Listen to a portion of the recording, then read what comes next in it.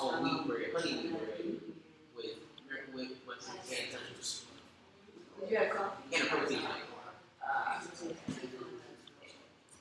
What's that? No, cracker. All right. So you guys are you're heading close to your midterm, okay? And it's also mid of the semester, close to the mid of the semester. I want your feedback. If you want some changes in the way the course is being taught, you have exam-wise. It's actually one of the best performances. But still, there are yes. Oh, I was actually moved the MATLAB exercise. MATLAB exercise. How about this weekend? Can we get a test? So what I'll do is I'll give you an assignment today. It will be due next Tuesday. You can submit the MATLAB as well with that.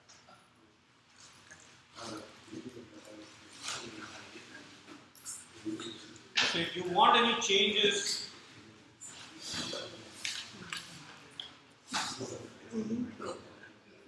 I have sent you guys a survey. This was quite some time ago. If you can fill out that survey, I think that will help me teach you better. I'll probably forward you guys the survey again. You guys are expecting, do you guys want any changes?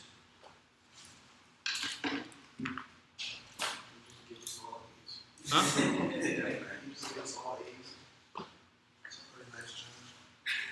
You see, it's not a matter of. Huh? What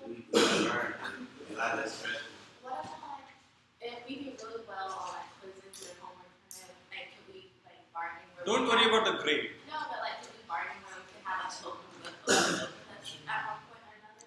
If you want an open book test, you can have an open book test.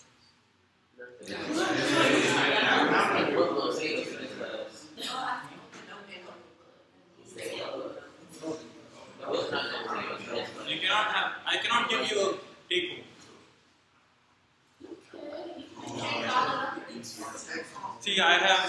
See, it's already evident. Trust me, it's already evident that your homeworks are probably better than your exam performances. But that is the problem. That it's not very convincing that you are doing your homework on your own.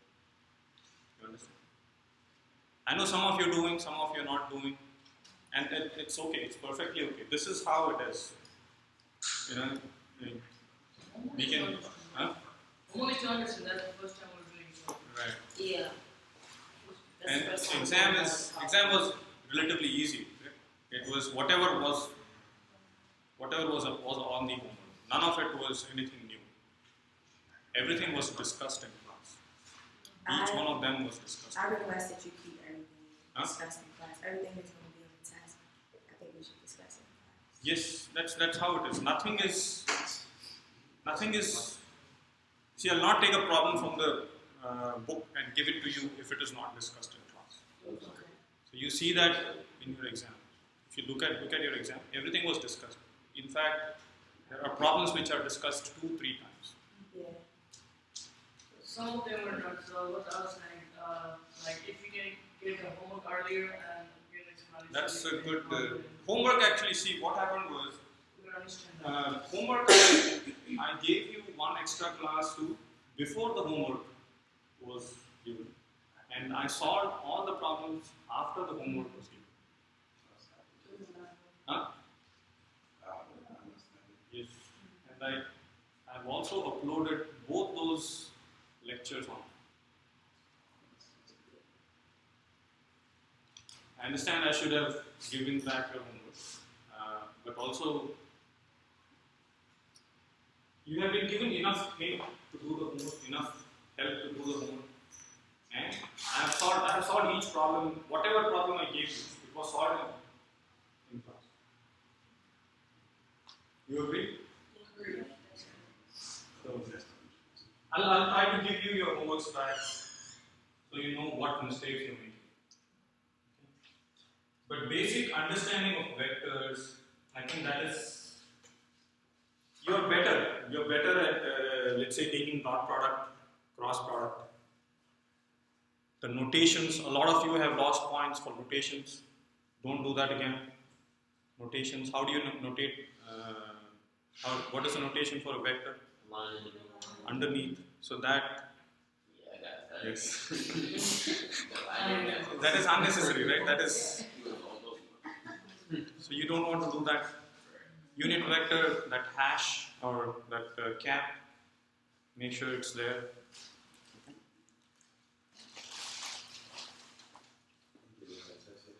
But the other, your understanding of vectors, I think the problem number, which one was that? I think 4, where you were asked to find the vector Cn. I think most of you messed up. Only few of you got that. That was actually a very straightforward problem. And it was worth quite a few points. It was just magnitude into the unit vector. That is understanding. That is what you need to focus on. Okay? And come take help, come seek help. Tiffany sought a lot of help. I think you can ask her if it has helped her or not. Okay? And if you want, we can designate 2 people as helpers, classroom helpers, 1 girl and 1 guy. Somebody wants to take up that job. You have to do your work well in advance. You'll do that, Parrot? I'll take the challenge. Okay. Anybody? Any girl? Okay.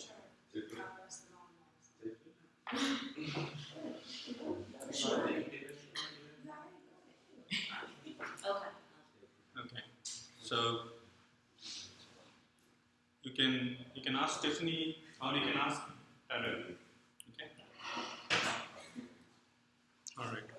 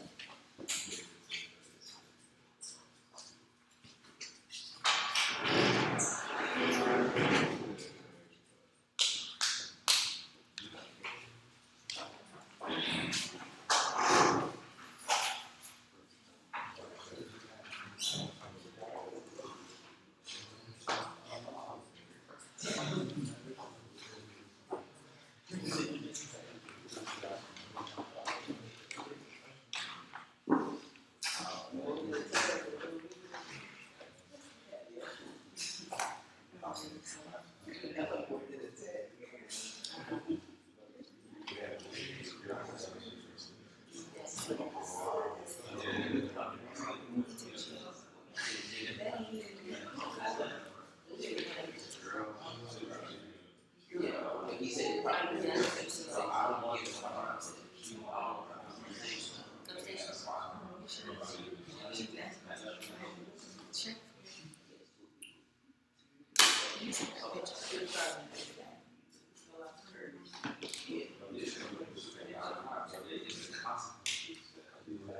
All right. So what we'll do is, we discussed in the last class, we discussed about orbital elements, right? orbital elements, how many orbital elements are there? 6. Right. 6 elements will uniquely define an orbit. Okay. The practical problem is you cannot measure these orbital elements physically, right? You cannot measure the orientation of an orbit. Can you measure that? If you think about it, you may not be able to measure the orientation, the size of the orbit, the shape of the orbit, correct? So what can you measure from being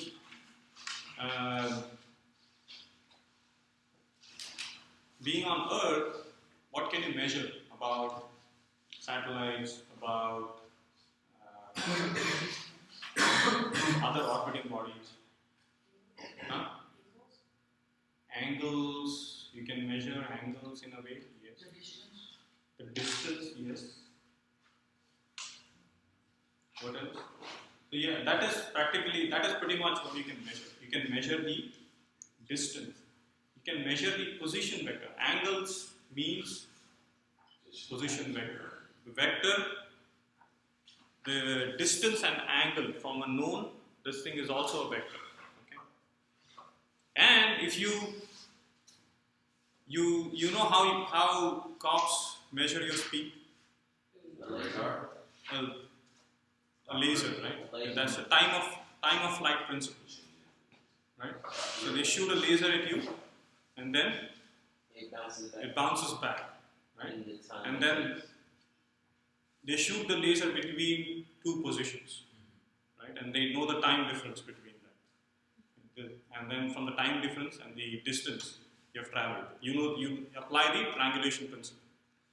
You know this distance, you know this distance, you know this distance, right? From triangulation principle.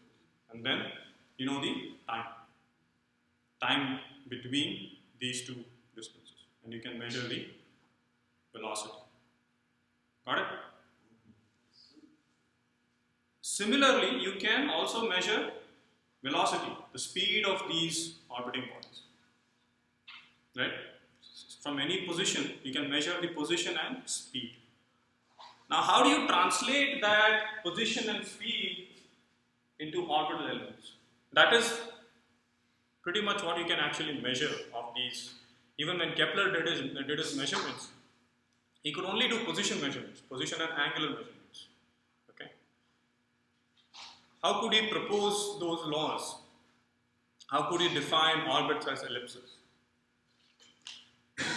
It was all mathematics. It was all basic mathematics. So that's what we are going to look at today.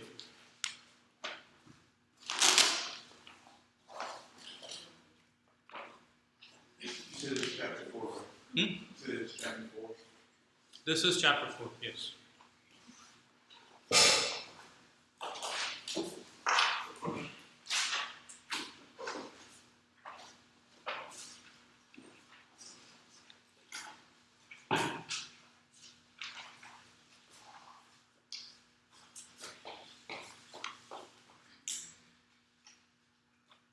What page is that?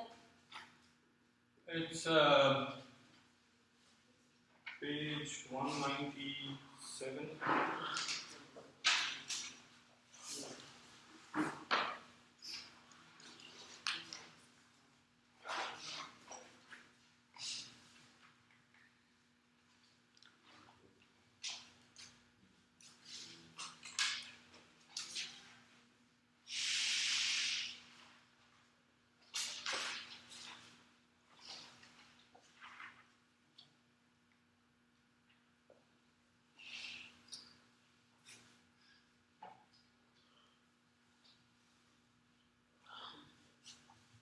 Orbital elements from R and V.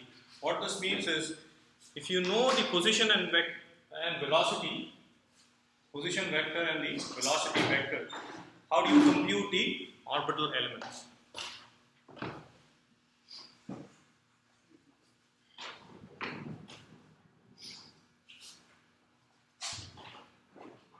Is it visible? Alex?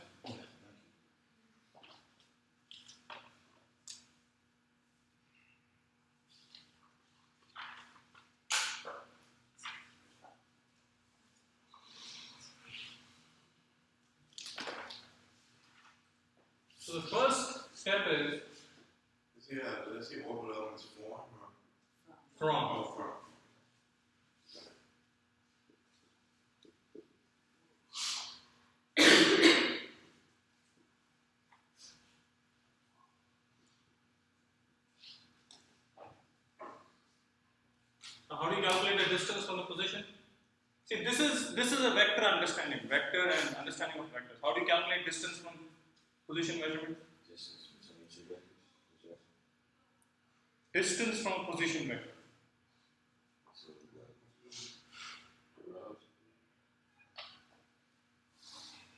position vector to what? Distance. How do you calculate distance from a position vector? The distance from the Huh? vector. The length of the vector or the Magnitude. magnitude of the vector. Magnitude of the position vector is what? Is distance. So this is, this is some basic thing which it should immediately pop up in your mind. Then x2 minus x1 Huh? from 2 points, right? Position vector itself is always defined between 2 points. It has to be defined between 2 points. When I say position vector, what is a position vector? But what is a position vector? What do you need to define a position vector? You need 2 words. two bodies to say where the point starts. You don't need 2 bodies. You need one reference frame, right? This is the origin. If you consider this as the reference frame, and you want the position vector of anything in this class, if you want the position vector of u, what do? We say we want a reference frame. That is the origin. So your position vector would be x, so many units in x direction, so many units in y direction, and so many units in z. That is the position. Now if I take the magnitude of this, what am I going to get? The distance from this point to your position.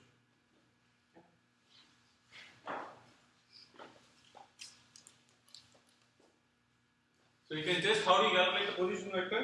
You just take a magnitude. Okay. So this r is simply equal to X2 minus r dotted with. Okay. Then you calculate the speed. And v is equal to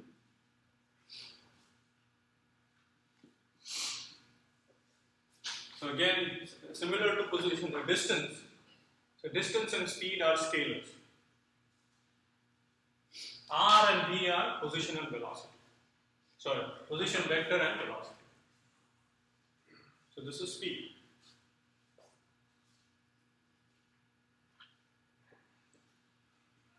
Calculate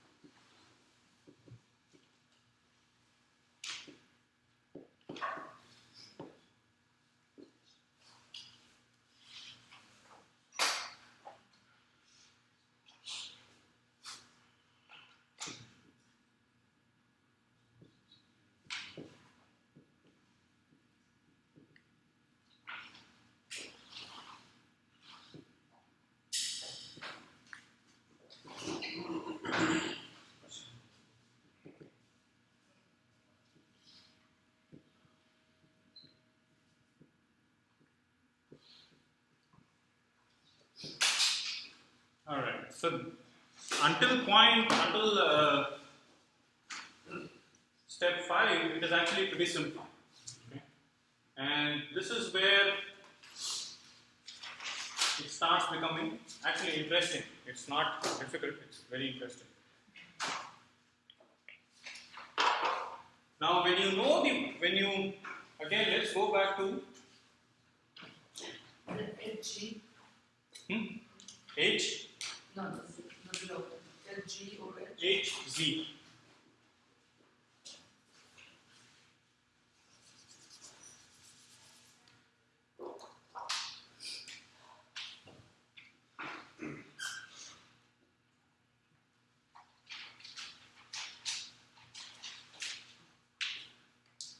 Alright, so what do you mean by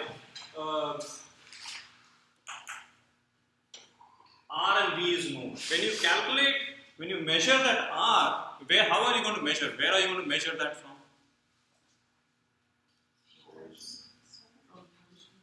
Physically, where are you going to measure that from? On the reference. On the surface of Earth, right? The reference frame would be what? It would be on the surface of Earth. Whatever your instrument is, that would be your reference frame. The instrument frame would be the reference frame. You understand? If you're having a radar, the radar itself is, or a laser, the laser itself is the reference frame. That is a reference frame. There's a reference frame attached. Huh? Will the reference frame in this case be 2D or 3D? It will always be 3D. You may ignore one of the reference frames are always 3 dimensional. Okay. When you measure that, can you transform this to the ECI frame? Can you transform, let's say you measure something from this point, okay? This is not the ECI frame, right? No. What is the ECI frame? From the center of Earth. Huh? From the center of Earth. From the center of Earth. So what do we need to know to transform this into ECI frame? That is the center of Earth. So exactly this is what we did. Okay. You remember this?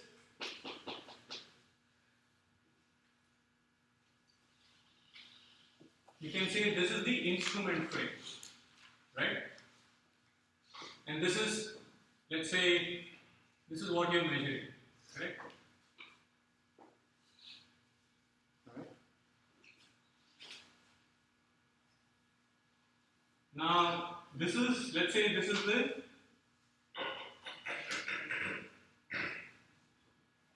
ECI frame.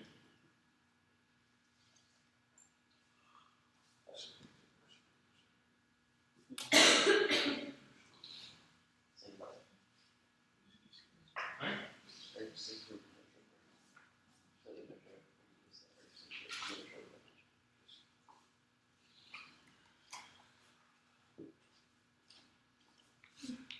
What is this distance?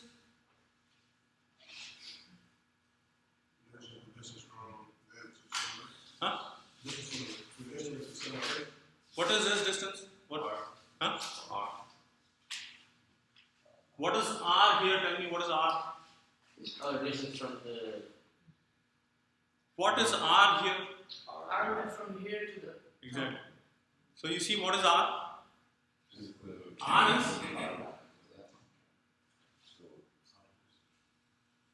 this is R. Huh? This would be R naught, right? But what is this? Is that into reference frames? Or the original truth? Physically, what is it? That's from Earth to whatever you use. So what is it? It's like well, Give me one word. Huh? It's I say it's from the center. it's radius. It's radius of Earth. What's the radius of Earth? This is the radius of Earth. And do we like Radius or see again we go by the notion that we are We are all equally homogeneous, right? Yeah. Spherically homogeneous. So whatever surface you take, it will be the radius of Earth. Or you can say this is the altitude above, radius of Earth plus altitude above sea level. Because that's what I was going to say originally when you said trying to measure the distance of center of Earth to that corner.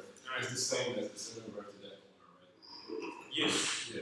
Okay. So we are assuming that this is all equidistant. If you want to make it more accurate, what will we do? Sea level is considered the zero, right? So sea level plus the altitude, that would be this R0. Okay. ECI is Earth centered inertial. Okay. So what we do is we define these directions. X is the vernal equinox. Yesterday we discussed that, and Z is the axis of rotation. Right. So you can always, we know this distance always, right? The radius of Earth is calculated, or the altitude. If you want to really measure that altitude, what are you going to do? You're going to use, you can use a very simple instrument and measure the altitude. You can use an altimeter, right? You can measure the pressure at that particular point and figure out what the altitude is. And you just add the radius, right? And this is the R relative, right? So your R, this R is nothing but R0 plus R relative. R, vector R is nothing but R0 plus R relative. Got it? The only challenge here is both these have to be coordinatized. This is coordinatized in the ECI frame. Okay? But this will not be coordinatized in the ECI frame. R relative will be coordinatized in what? In the instrument frame. So all you need to know is if this is, let's say this is your instrument frame. And this. You have to know the relative orientation of this frame with respect to the ECI. Got it? So you have to know what is the relative orientation of this with respect to the rotation of the Earth axis. The Earth axis. I'll talk about orientation, how to figure out orientation. But if you know the orientation, you understand. We did this in the first chapter, right? You understand the application now a little better. We did this in first class. This R0 equal to R0 plus R relative, and then we also did velocity, right? V would be derivative of that, so you know how this is rotating with respect to Earth, with respect to ECI frame. This is not rotating, this is rotating with respect to ECI frame at the same rate as Earth. Right? You know what is that omega, cap omega? What is the value of cap omega? No, cap omega, not that cap omega. You remember this? Any vector A is equal to derivative of any vector A is plus cap omega cross with A. What is this? What is this? Angular position. Angular, not angular position. Angular velocity of this frame here. So what is the physics? What is the value of this? What is the numerical value of this? If you're talking about that frame, the instrument frame. If the instrument frame is fixed on the surface of Earth, it is rotating at the same rate as Earth, which is 360 degrees in 24 hours. So 360 by 24 by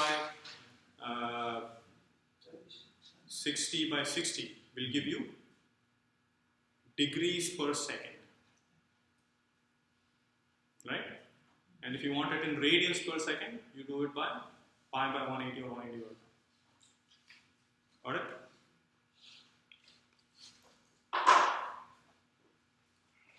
this is the application. And that is what we say. When we say this R is known, we'll assume that we know how to calculate this R from whatever we are measuring. This is what Kepler would have done. This is what he and his Tycho Brahe would have done. They actually took an instrument and they were trying to get this. Okay, somehow we knew this. We knew what distance, what each place on how high each place on Earth was. Okay, and then they calculated just the vector measurement. Got it? I'm kind of stuck on that still. This one. Yeah. So You here, said it's fixed, but you said it's moving. if you talk about this R naught, if you want velocity, right? Now, if you want velocity, this you're going to take the derivative of this, right? If you take the derivative of this component won't exist.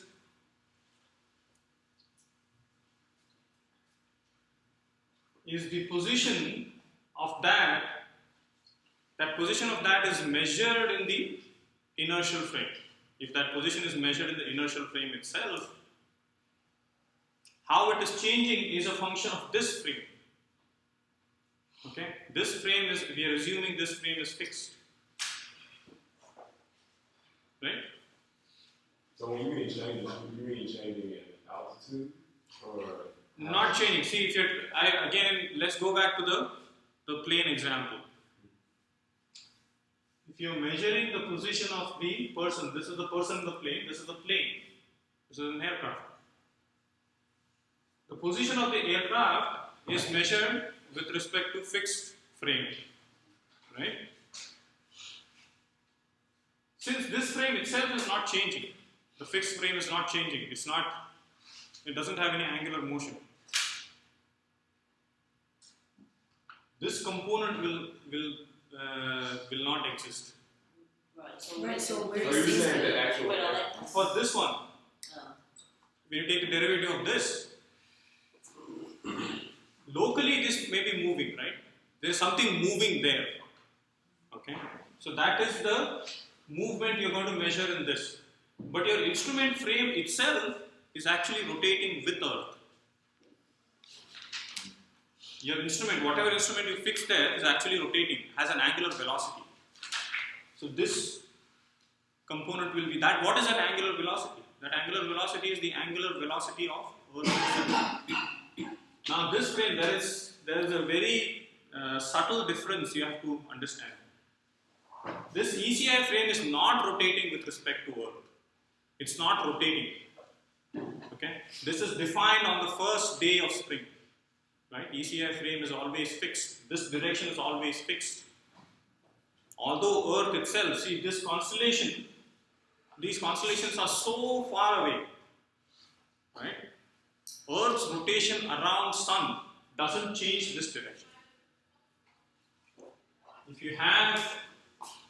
the constellation is here, okay, let's say this is your Aries constellation. Now you define your Sun is here, Earth's orbit is here.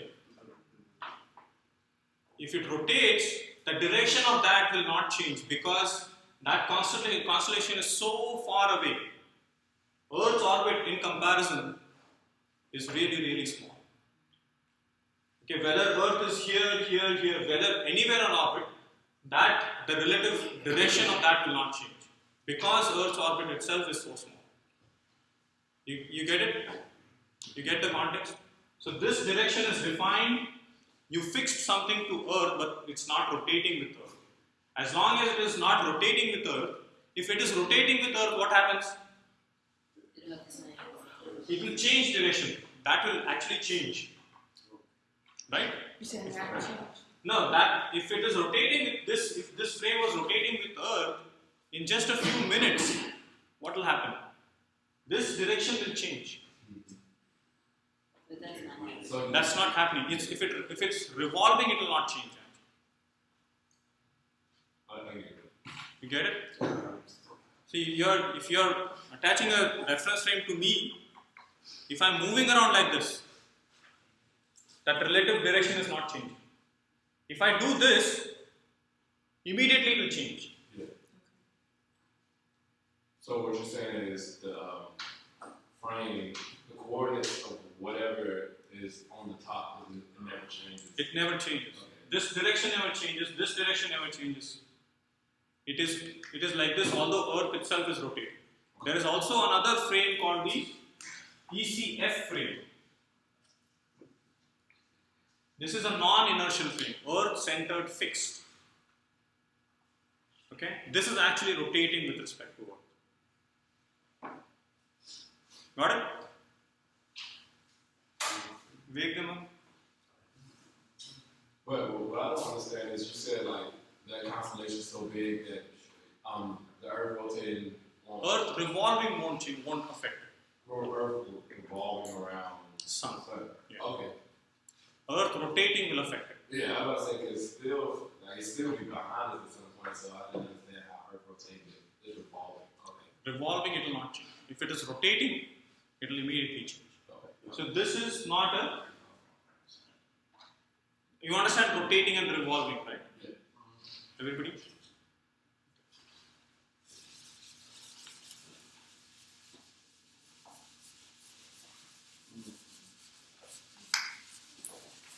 Alright, so what we here, inclination.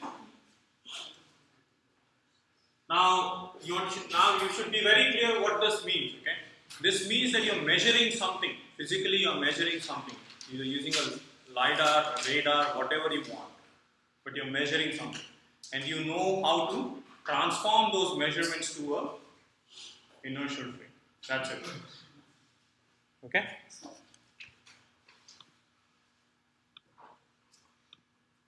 Alright. Now let's go back to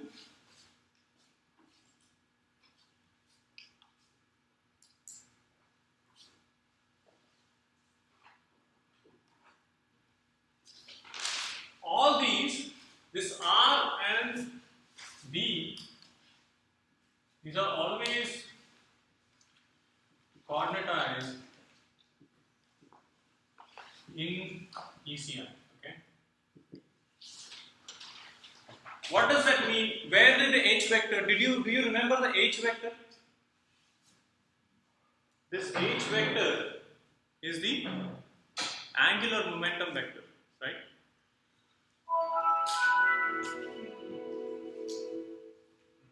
Correct? Angular momentum vector is perpendicular to the orbital plane, orbital ecliptic plane. Okay.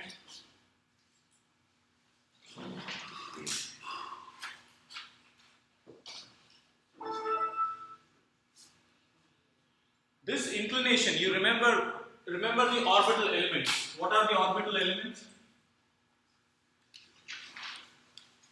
So our goal is to figure out these orbital elements one at a time. Okay? So you have A, which is semi-major axis.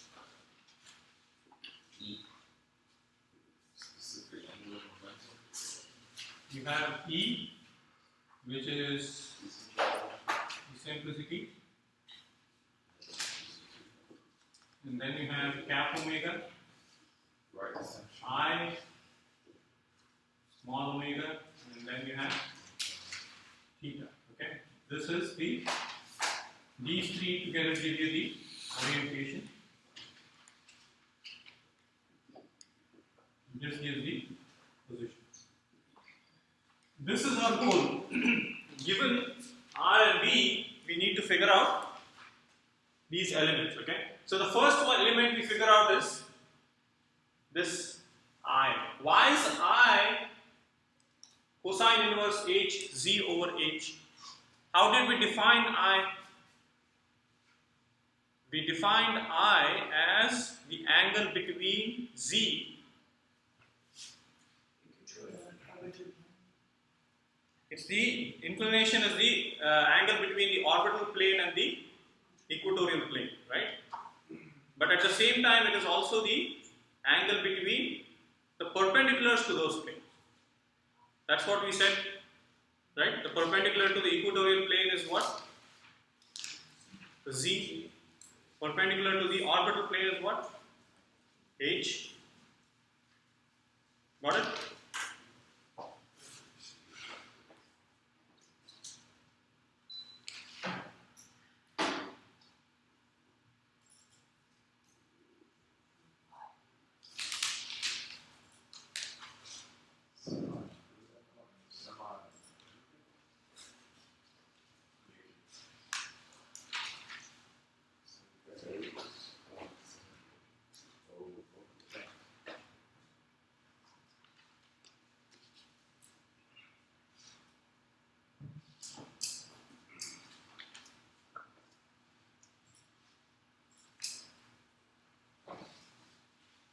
How come in the book, Hmm? the book doesn't say semi-major, major axis? Does it say that? It says H, specific angular momentum. In the book.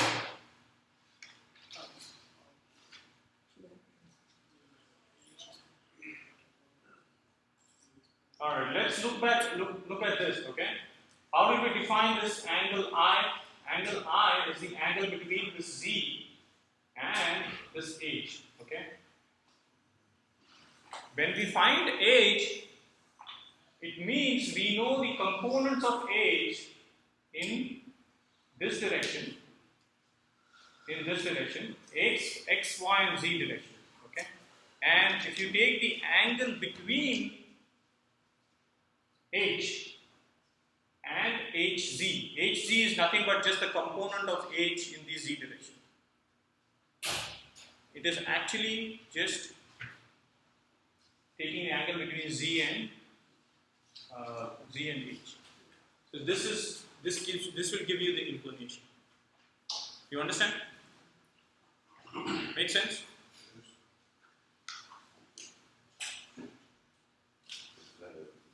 Huh? That's kind of the projection. Yes. So projection, how do you define projection? You define H. So what you do is your angle I would be H projected over, that is H dotted with Z, right?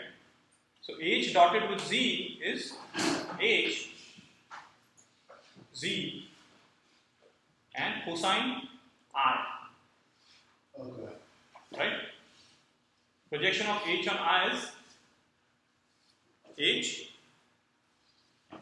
magnitude of H, magnitude of Z, into cosine of I. So cosine of I would be H into H dotted with Z divided by magnitude. Right? So that H over H is this H, Z. And H over H is this H. You understand? You get an idea of what it is? It's essentially projection only. So projection is a dot product. Dot product, there will be an angle, cosine of I, and that is what you see. Okay. So the next one is we define this vector. This is the first orbital element. Okay. Now to answer your question, Tyler. See, you can actually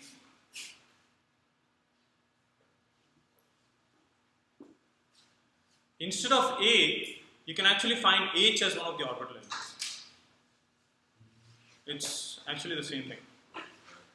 Okay. So here, if you look at the textbook, you're right. H is the orbital element. Okay. I'll give you the relationship which will say H is also A. Okay. I'll give you that.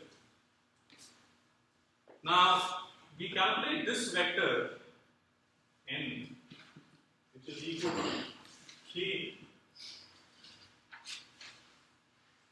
into h. Okay. Now, you have to understand what is this vector n. You know what this vector n is? This vector n is this direction. the direction of ascending node. Do that again. This k is nothing but z. Okay? ijk is synonymous to z. ijk. This k is z. Yeah. ijk is synonymous to xyz. Yeah. Okay. So if you look at this, so think about that. Line of node is coming out, right? So you have z cross h, right, or k cross h. You see it? Oh, It's just a perpendicular to. It's perpendicular. This is actually, see, this is both, see, you have, it's a very nice way. This line of node is both in the orbital plane and the equatorial plane. So whatever is perpendicular to that plane has to be perpendicular to this line. This line is in two planes, right? Because it's line of nodes, it is in the orbital plane and it is in the equatorial plane.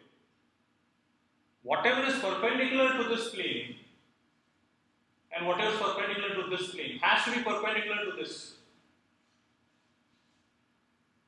Any line on a plane is perpendicular to the, any line in this plane, all of these lines are perpendicular to this plane, this line. Okay? All these lines. So what this h is this. Okay? Z is also this. It just happens that this line of nodes is both in orbital plane and equatorial plane.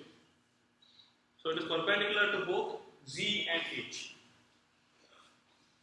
Okay? Nothing can be perpendicular to the back. Huh? To the line of nodes, right? This one? Well, This- to where they basically intersect. Which one? So where the orbital plane and Right. where This the is line this of- actually line of node is the line of node of intersection of two planes. Line of node is defined that way. Yes.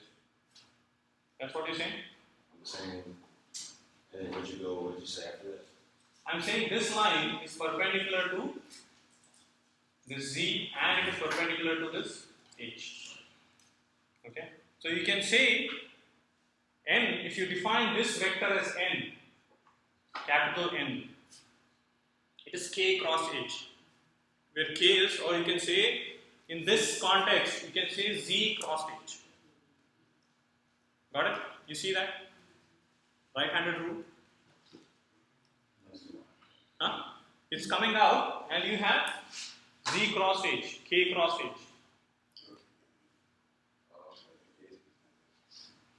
You see it? So, N, you know, the line of N is the line of nodes, or it's the direction of ascending node. So line of, it's not line of nodes, but it is direction of ascending node. Okay, line of nodes is just its line, right? All right. So this is how we calculate the line of direction of ascending node. Okay. Why do we calculate direction of ascending node? Because we can do, once we know this, when we say we know this vector, or when we know the direction, we say we know the components of this in x, y, and z. One more time. When we calculate this n, so what is the output here is, we will know nx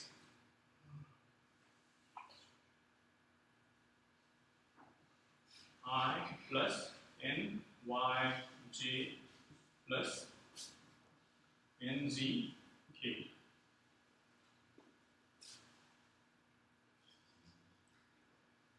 Even with r, when we say we know r is what? Rx I plus r y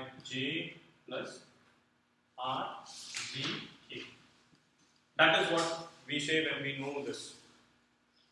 We know the components in the x, y, z direction in the ECI frame. Got it? When we do this, k is what? K is simply Z, right?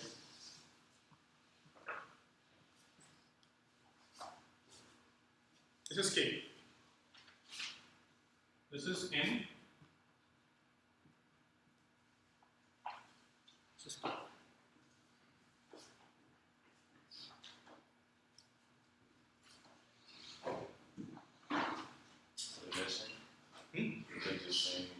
This is a k vector. K vector doesn't have any component x direction, doesn't have any component in y direction. The only component is in z direction, and because it's a unit vector, the magnitude is 1 in the k direction. That's the k vector. Right? So this will give you n vector, In the n vector, it's a direction of ascending node. direction of ascending node. You see why it is a direction of ascending node, right? Yes. You always this right hand rule. It has to be that direction. It cannot be anything. Ascending, right? Ascending node. So this is what is the direction of ascending node? The direction of ascending node is the line joining the center of earth and the ascending node. Right? That is the direction. So it has to be that line. If you do k cross h, it has to come that way. And it has to be in both these planes. Okay? So once we know that,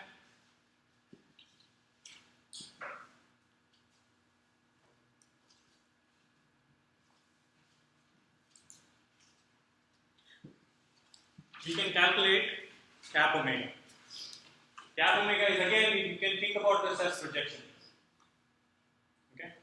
Cosine inverse projection of that on this, or dot product of those two.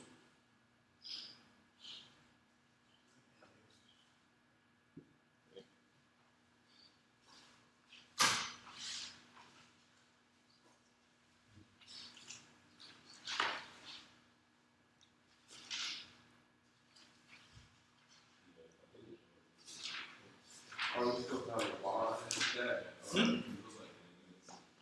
Is there a bar underneath that? The omega?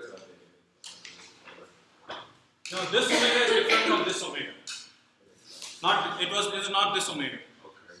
Because this omega is a vector. It's angular velocity vector. This is, what is this? That's the right ascension. It's the right ascension of ascending. It's this omega. It's an angle. So it's not a vector. Is that NX the same one from right So above? nx is this. So it's 0. Huh? Is No. This is k. You have to differentiate. These two are not same.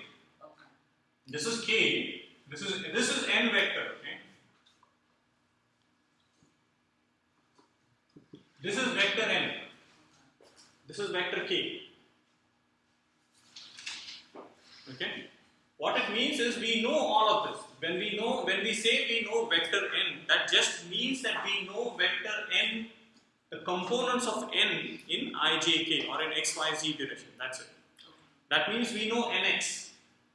We know n. What is n? N would be simply the magnitude of this. That's what it means. So when we know that, by using simple math, what we have learned, dot product, we can apply, we can figure out cap omega, which is right ascension of ascending.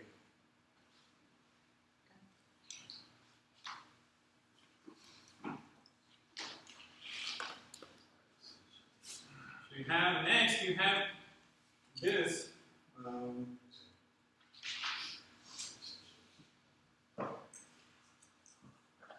See, or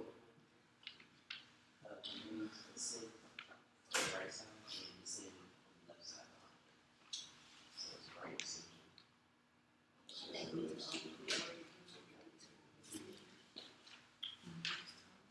So look at omega out. Yeah, they go to the proportion.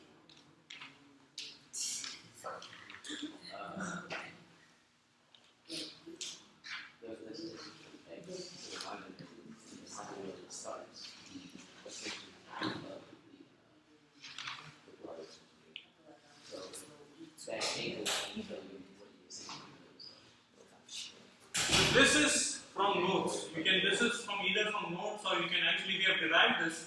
This is how we define E. Okay. So here, if you look at this, everything is known here. This E can be calculated. V is known, H is known, R is known, R is known. Mu is simply the gravitational parameter. If you know the central body, you know mu. You substitute all of this, you're going to get vector, eccentricity vector. And you can very simply calculate the eccentricity. Eccentricity is nothing but the magnitude of that. Okay.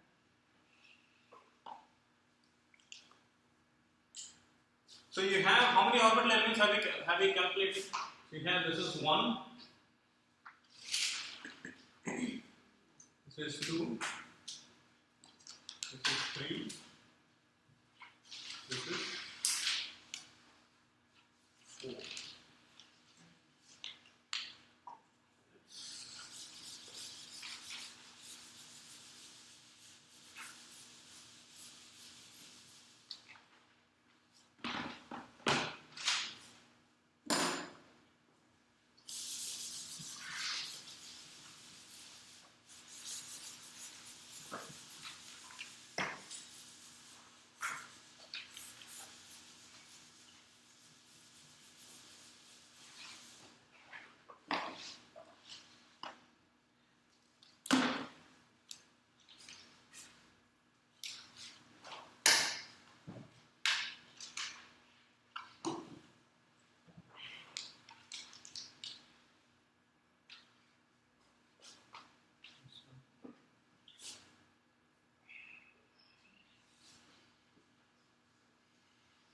Small omega is cosine inverse n over n dotted with E over E. Okay.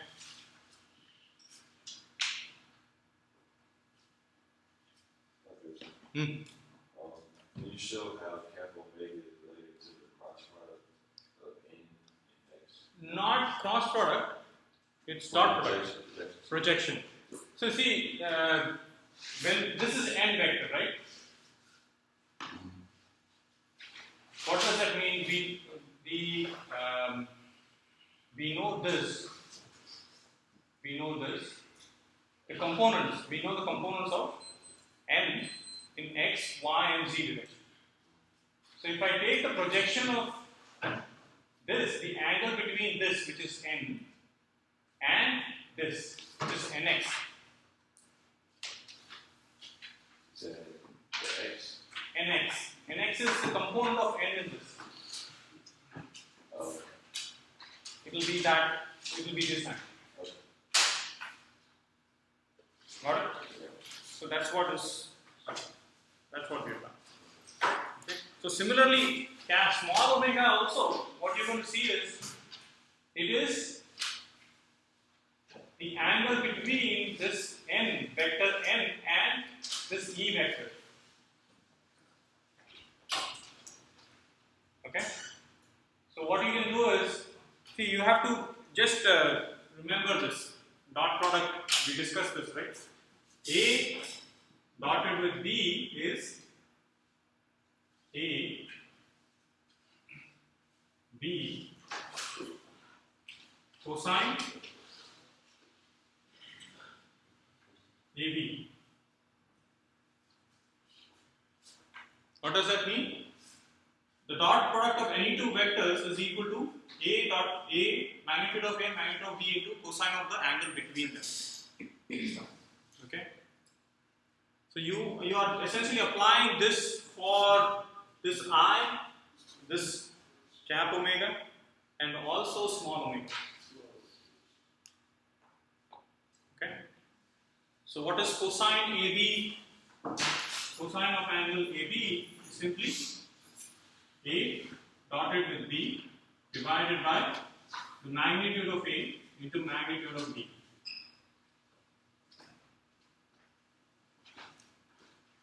This is always the case. So this is what we are doing here.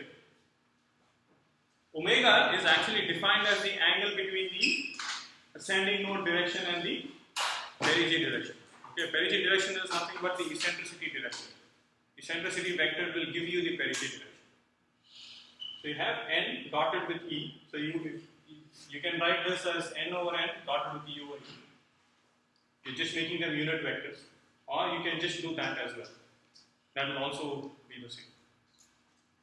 Okay. And finally, you have this is the fifth element. Similarly, theta would be cosine inverse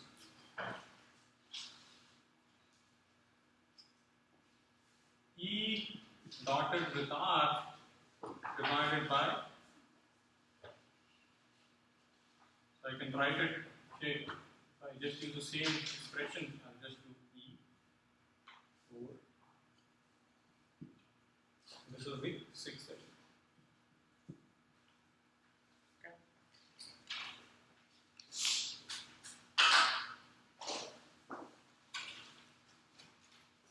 So what we have done is we have found all the orbital elements from just R and V. Okay.